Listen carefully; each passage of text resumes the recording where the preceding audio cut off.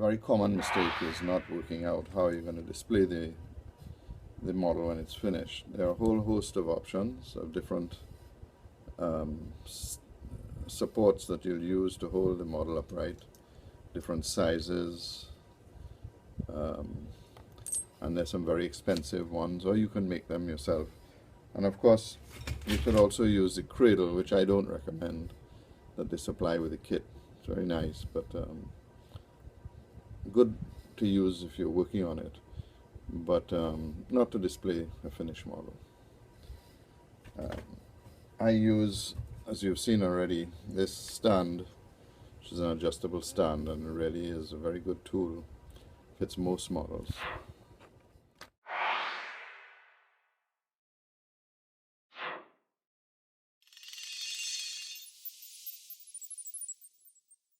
And so the key to installing how you're going to display your model is really to tap the holes in at this stage when it can take some abuse.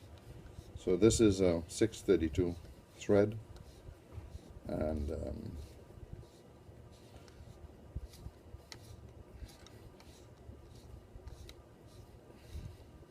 then we screw the hex head bolts in.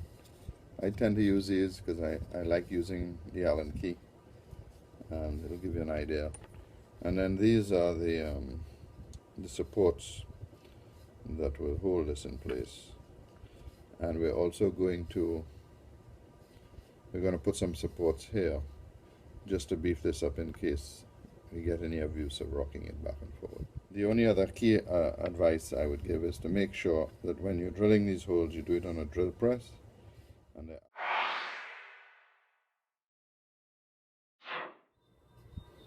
there are many ways to clamp the planks as you go along.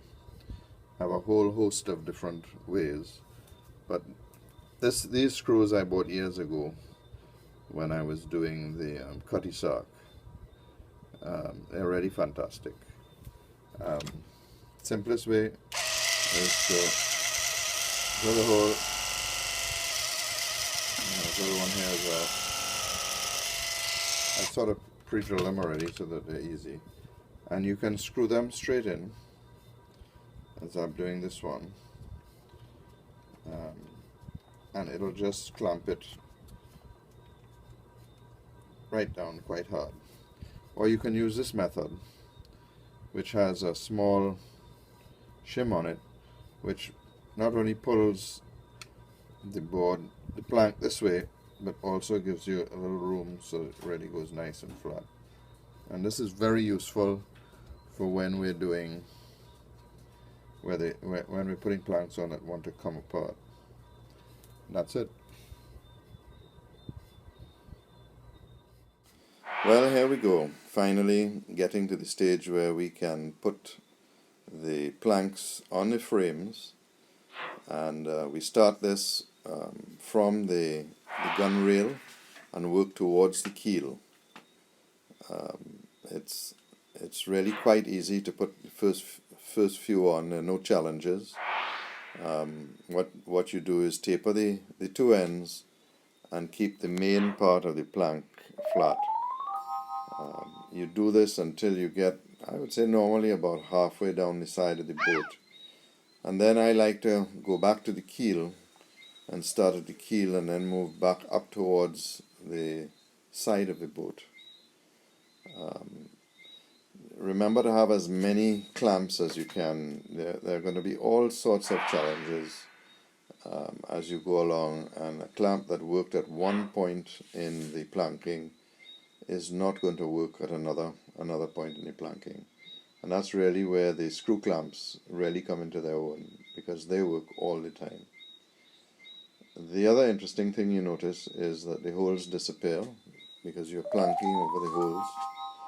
And even if, as I said before, you have a hole that goes through the first planking, it doesn't matter because you're going to fill it in. And now we're going to start putting the steelers in place. We use simple triangular steelers, A lot of these pieces actually come straight off of strips of wood that you've already cut from the existing planks. You shouldn't be too concerned about how pretty they look, unless, of course, you're using it to practice your skills at making pieces and fitting strange shaped planks. There's nothing wrong with that. In fact, many good modelers will tell you that just because you don't see it doesn't mean it shouldn't be perfect. Those of you who are amateurs, like myself, I consider myself an amateur, you really don't need to worry too much about how it looks at this point in time. And we're getting close to the end now. Certainly all the difficult parts now stare you in the face and make you wonder if you got this thing correct. But it's correct if it's finished and if most of the planks fit well together so that the integrity of the shape has been achieved. As we move along, it looks fairly rough now, but once you start to sand it, you will see that a lot of the rough work is going to disappear.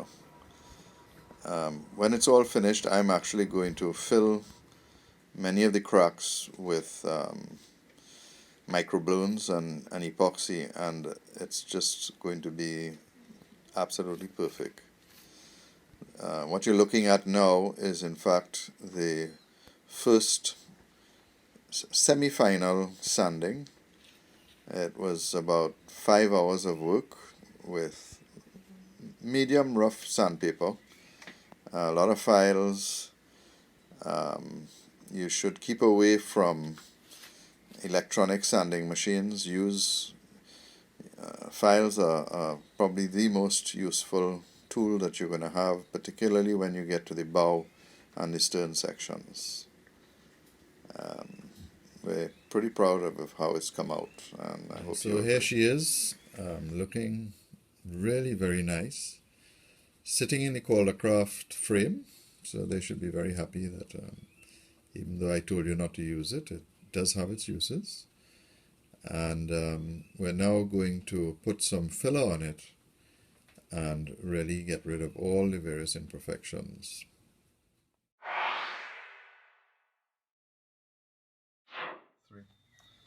Well, she's all complete now, and